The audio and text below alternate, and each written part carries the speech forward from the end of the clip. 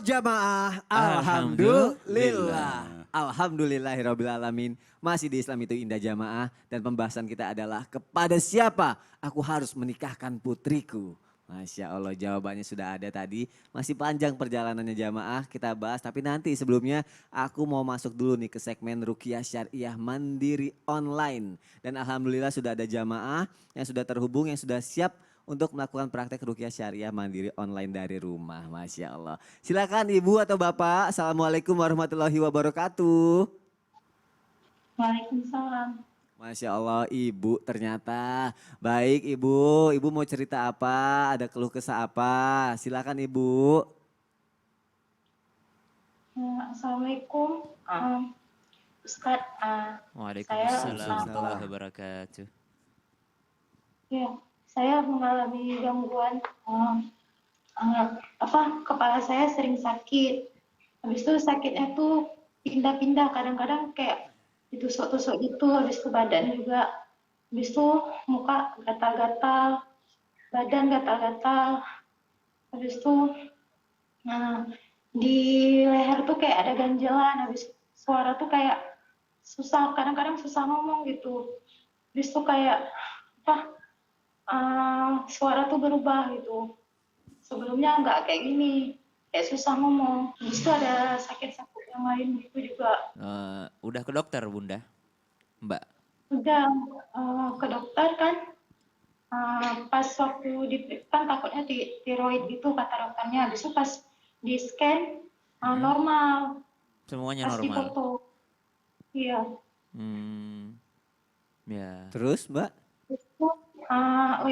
Habis itu udah hampir setahun tuh nggak haid. Habis itu kaki itu pecah-pecahnya tuh sakit gitu.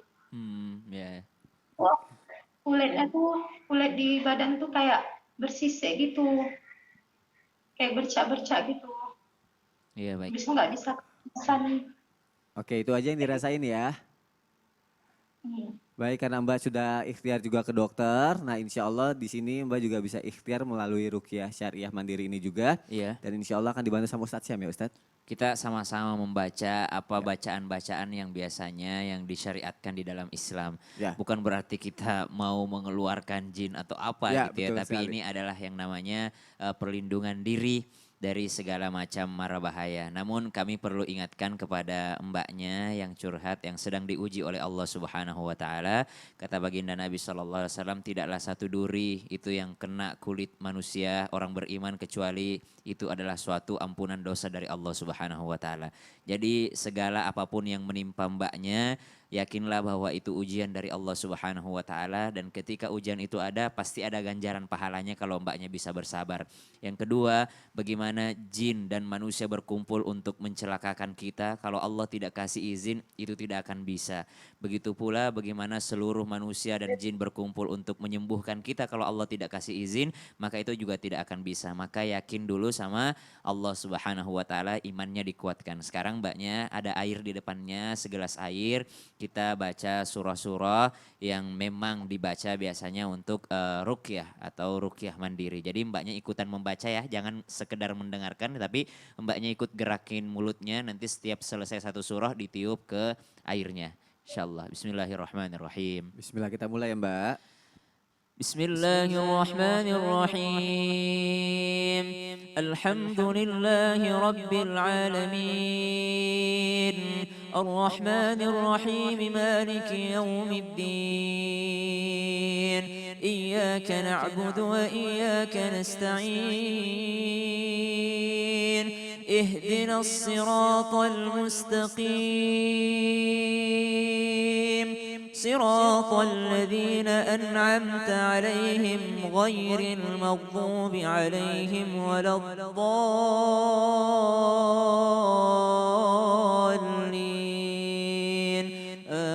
آمين. Mohon berkahnya suratul Fatihah menjadi syifa untuk mbak yang menelpon, silahkan ditiup ke airnya. Sekarang kita baca surah Al-Ikhlas 3 kali.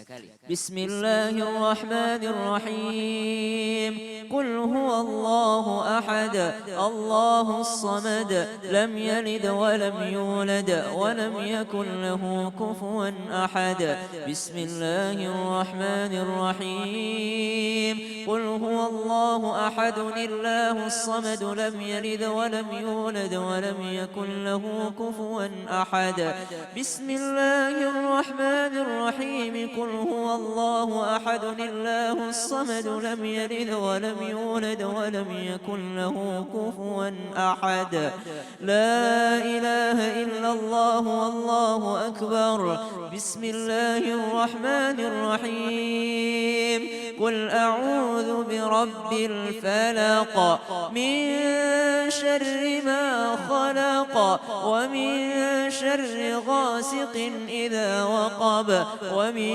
شر النفاثات في العقد ومن شر حاسد إذا حسد لا إله إلا الله والله أكبر بسم الله الرحمن الرحيم قل أعوذ برب الناس ملك الناس إله الناس من شر الوسواس الخناس الذي يوسوس في صدور الناس من الجنة والناس. Memohon berkahnya surah Al-Ikhlas, surah Al-Falaq, dan surah An-Nas. Tiupkan kepada airnya, Bunda. Ya, sekarang kita baca surah pertengahan surah Al-Baqarah, yakni ayatul kursi, ayat perlindungan. Ya. Allahu la ilaha illa huwal hayyul qayyum la ta'khudhuhu sinatun wa la nawm lahu ma fis samawati wa ma fil ard man dhal ladhi yashfa'u 'indahu illa bi idhnihi ya'lamu ma bayna aydihim wa ma khalfahum wa la yuhituna bi shay'in min 'ilmihi illa bima sha'a وسع كرسيه السماوات والأرض ولا يؤوده حفظهما وهو العلي العظيم. Sekarang mbaknya ikut saya. A'udzu bikalimati bikalimatillahi at-tammati min syarri ma khalaq. A'udzu billahi minasyaitonir rajim. Ya, kami mohon juga untuk seluruh jamaah yang sedang menyaksikan acara ini diaminkan dan didoakan untuk mbaknya segera diberikan kesembuhan serta seluruh yang sedang sakit Allah angkat penyakitnya dan Allah ganjar penyakitnya sebagai ladang pahala sabar untuknya. Silahkan ditiup ke airnya dan diminum airnya. Mudah-mudahan segera sembuh mbaknya. Sabar ya, Bu. Amin ya rabbal alamin. Masya Allah, sungguh sejatinya ini ikhtiar kita minta sama Allah dan insya Allah Allah yang akan menyembuhkan ini Amin, semua amin, ya amin. Ustadz. Untuk itu Habib, boleh Habib dikasih motivasi buat mbaknya Habib atas apa yang terjadi kepada mbaknya. Baik, bismillahirrahmanirrahim. Sambil minum ya mbaknya, mudah-mudahan masih mendengarkan, juga hadirin wal hadirat yang dimuliakan Allah. Saya ingin menyampaikan bahwa di dalam ruqyah ini satu hal yang wajib kita lakukan adalah akidah kita kepada Allah itu harus full, ya. Yang namanya jin, namanya syaitan, namanya sihir, namanya guna-guna, namanya segala macam. Kalau kita meyakini bahwa Allah Maha Penyembuh Asy-Syafi, lalu kita baca yang tadi dibacakan oleh Ustadzuna Syam, itu insya Allah Allah sembuhkan. Ya. Kata Allah, sakhara lakum ma fis samawati wa ma fil ard. Sudah aku tundukkan untuk kalian manusia semua yang di langit dan di bumi. Termasuk jin, termasuk syaitan, makhluk gaib, segala macam. Kalau kita yakin seperti itu, insya Allah dimudahkan. Lalu yang kedua, di dalam Islam itu ada dua hal, ya Mbak dan juga hadirin wal hadirat. Yang pertama urusan ini dengan jin, urusan dengan guna-guna dan sebagainya yang dalam Islam disebut sihir. Itu ada dua hal. Yang pertama adalah disebut ruqyah. Tadi dibacakan oleh Ustadzul Nasyam. Ruqyah itu biasanya untuk pengobatan. Ya kita udah kena lalu kita bacakan, kita ini di segelas air. Baik itu doanya orang soleh ya seperti tadi hafizul Quran dan sebagainya. Kemudian dibacakan atau kita sendiri membacakan itu. Nah yang kedua kata para ulama namanya wiqayah. Kalau wiqayah itu benteng. Kita lakukan setiap hari ya. Bagaimana caranya? Di antaranya misalnya ada doa misalnya a'udzu bikalimatillahi tammati min syarri ma khalaq, dibaca 3 kali pagi hari, 3 kali ba'da asar. Kata Rasul kalau baca itu tiap hari tidak ada jin setan yang bisa ganggu. Ya. Bismillahirrahmanirrahim la yadurru ma'asmihi syai'un fil ardi wala fis sama' wa huwa samiul alim. Yakin 100%. Artinya adalah ya Allah bismillahirrahmanirrahim dengan nama Allah yang ya la yadur, tidak akan bisa memberikan madarat. Ma fis samawati wa ma fil ard. Semua yang di langit di bumi, baik itu corona, baik itu jin, setan, min syarri ma khalaq ya. Jadi dari hal-hal yang diciptakan oleh Allah. Mudah-mudahan dengan keyakinan kita, lalu kita wiqayah setiap hari, lalu kemudian membaca ruqyah, insyaallah Allah jauhkan, Allah hindarkan, Allah bersihkan, Amin, Allah ya Allah. sembuhkan. Amin ya Allah ya Rabbal. Masya Allah, terima kasih Habib. Gimana Mbak, apa yang dirasain? Semoga perasaannya lebih enak juga, lebih tenang juga ya Mbak ya. Insya Allah bisa dipraktekkan setiap harinya ya Mbak ya, apa yang sudah diajarkan sama guru-guru kita ya Mbak ya. Jangan cuma sekarang aja, tapi kedepannya terus dipraktekkan, diulang-ulang terus ya Mbak ya. Iya Pak. Masya Allah, terima kasih sudah mau ikut praktek Ruqyah Syariah Mandiri juga. Semoga jamaah yang ada di rumah juga mendoakan, semoga Mbak ataupun kita semua selalu diberikan kesehatan dan selalu dalam lindungan Allah Subhanahu wa Ta'ala. Amin ya Robbal Alamin, Masya Allah. Assalamualaikum warahmatullahi wabarakatuh Mbak, sehat selalu ya. Iya, makasih banyak ya Kak Ustadz. Ya, Assalamualaikum warahmatullahi wabarakatuh. Baik jamaah yang ada di rumah, kita lanjutkan lagi pelajaran kita hari ini. Tapi sebelumnya ada tayangan lagi nih yang mau aku kasih lihat untuk jamaah yang ada di rumah. Ini mengenai seorang pria menikahi 2 wanita sekaligus. Kalau kata Ustadz Syam, gua aja 1 aja belum. Langsung aja kita lihat tayangannya jamaah. Silakan. Dengan sangat percaya diri, Saiful Bahri, pria asal Kabupaten Lombok Barat, menggandeng kedua wanita yang akan dinikahinya ke hadapan penghulu. Akad nikah pun dilakukan 2 kali.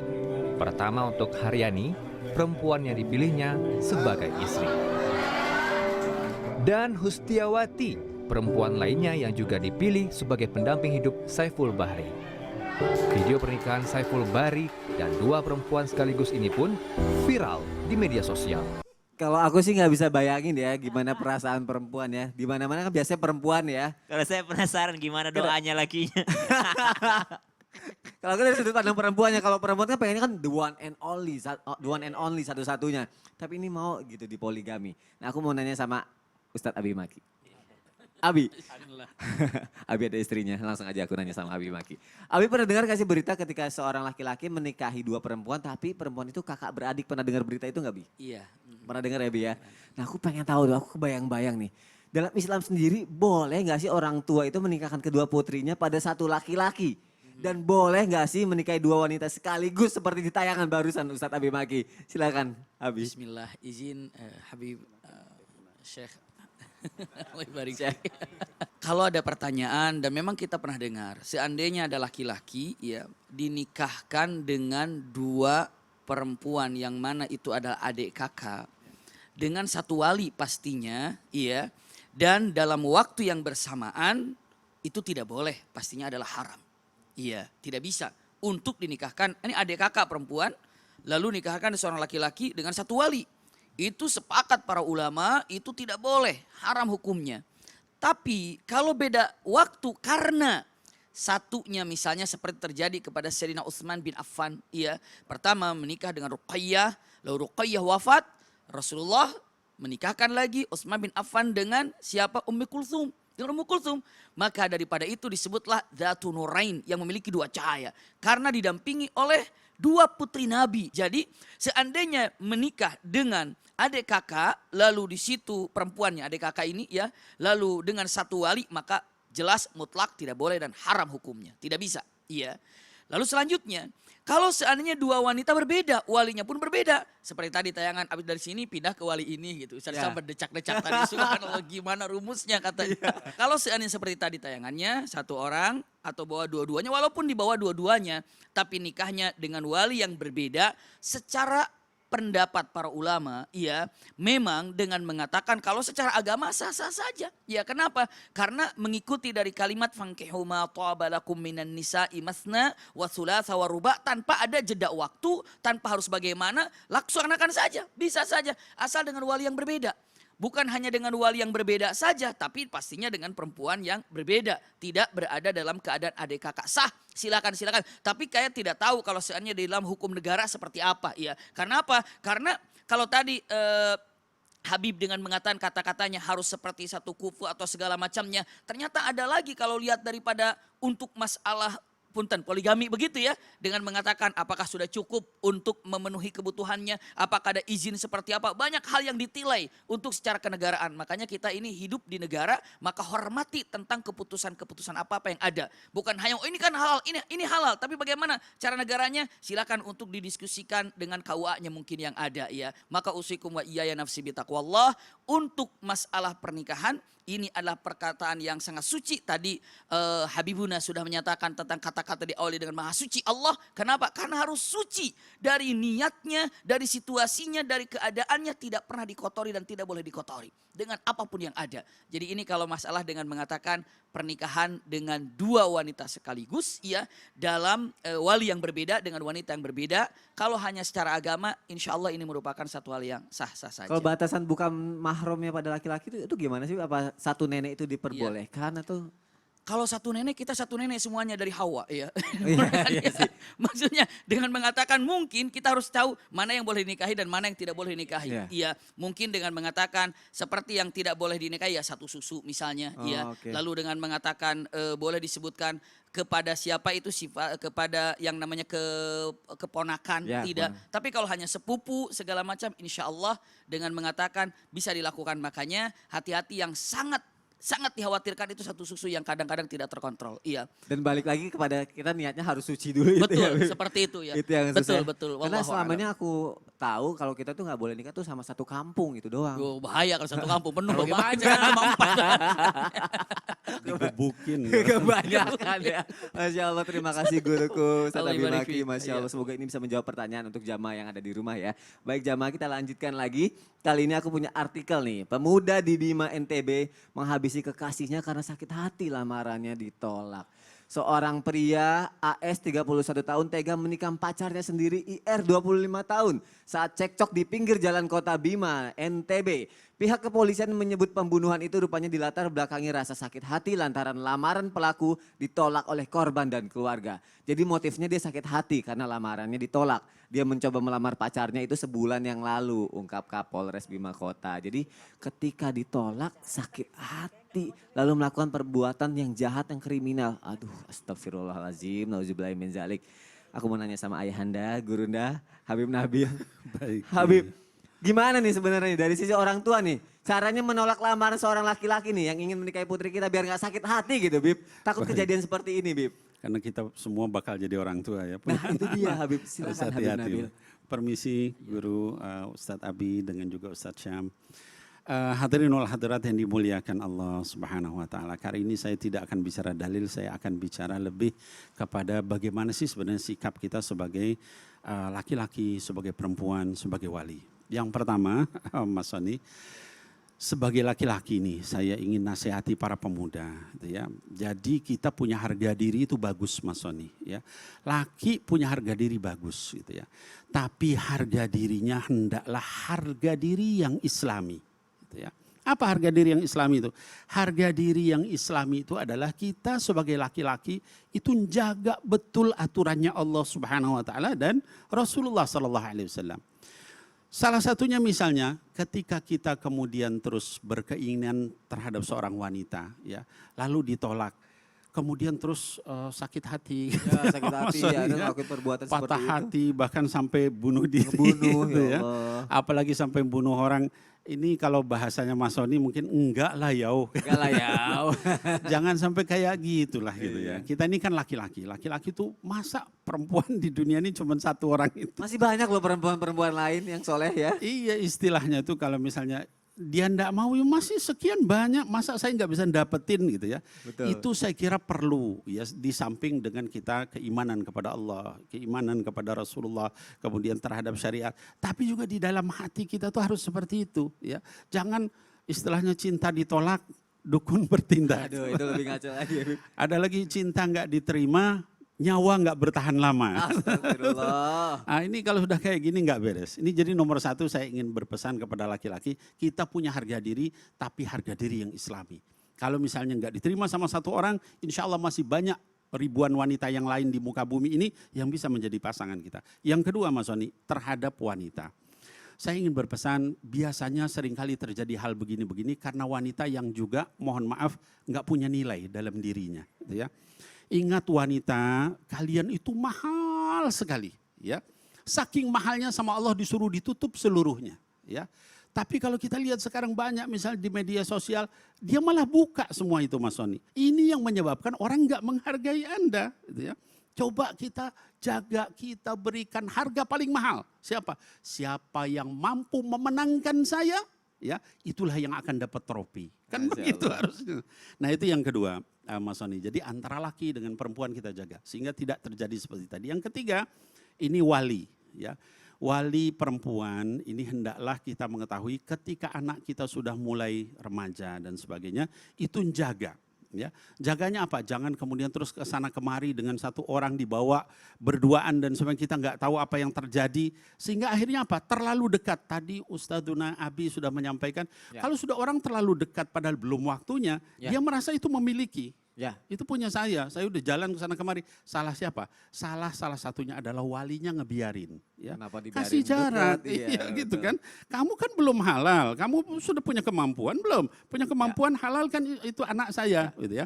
Nah, dengan cara seperti itu maka tidak akan lagi Tapi tadi kalau udah terjadi. dikasih pengertian tapi tetap aja sakit hati itu apa yang harus dilakuin tuh kalau kayak gitu? Bi? Iya, jadi apa namanya mungkin kalau misalnya ditanya tadi kenapa sudah dikasih pengertian masih juga, saya kira mungkin satu hal ketika kita sudah tawakal sama Allah, kita sungguh-sungguh kita jaga putri kita, insya Allah Allah akan menjaga sehingga tidak terjadi seperti tadi. Ya tadi dalam hadis Rasul dikatakan kalau kita menjaga aturan Allah maka Allah akan yahfaduka, Masya menjaga. Allah. Dan Mudah-mudahan mungkin- tidak terjadi. Terima kasih Habib. Sama-sama. Mungkin kalau buat yang nggak ngerti juga mungkin bisa langsung hubungi tim Islam itu Indah, langsung Ruqyah Syariah Mandiri online ya.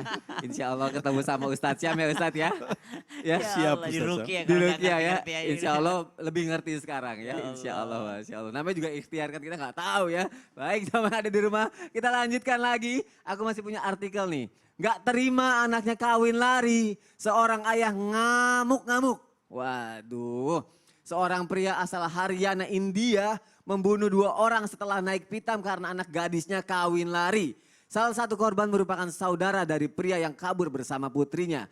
Menyadur Hindustan Times, insiden yang menewaskan Deepak Kumar dan Naris Kumar ini terjadi di distrik Junjunu pada Senin. Wah, ini mungkin emosi dari orang tua yang karena wah anak gue dibawa kabur lagi apa segala macam gak izin. Betul. Karena aku juga kalau mikir ya, aduh aku nggak tahu ya apakah aku bisa jadi emosi apa enggak, takut kan kayak nggak izin gitu ya main bawa kawin lari aja cuma aduh aku nggak tahu nih, aku takut caranya salah ya.